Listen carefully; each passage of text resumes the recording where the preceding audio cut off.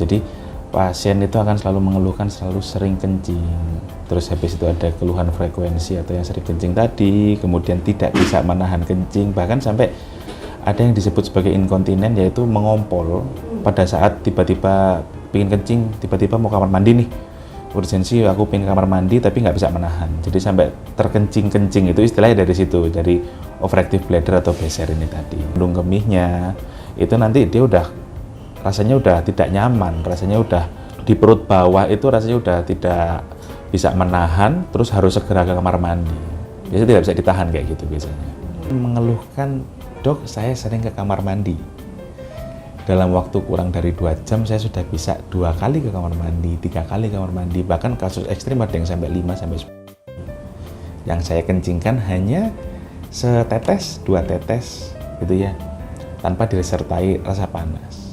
Terus ketika ditanya bisa menahan nggak, itu rata-rata keluhannya pasti bilang sudah nggak bisa menahan, dok. Dan kadang-kadang pada saat berlari ke kamar mandi ada yang keluar. Jadi kita sebut sebagai inkontinen atau mengompol. Itu tanda-tandanya seperti itu biasanya.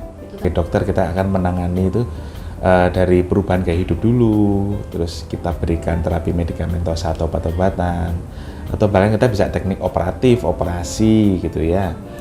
Tapi operasinya mulai dari yang simple, dengan penelitian-penelitian terbaru operasinya dari yang simple sampai yang susah gitu. Tapi pasti akan nanya, dok ini kalau misalnya nggak ngapa-ngapain nih, di rumah aja bisa nggak saya terapi? Bisa banget. Manusia itu memiliki otot-otot panggul ya, jadi otot-otot panggul itu yang butuh dilatih. Jadi latihan yang paling bisa sering saya sarankan pada pasien-pasien beser itu, yang pertama adalah kurangi intake minuman yang mengiritasi kandung kemih. Ya, contohnya kopi, teh, terus kemudian minuman bersoda, sama minuman beralkohol. Tapi kalau orang Indonesia saya yakin tidak ya, jarang ya untuk minuman beralkohol. Tapi yang paling sering adalah kopi dan teh.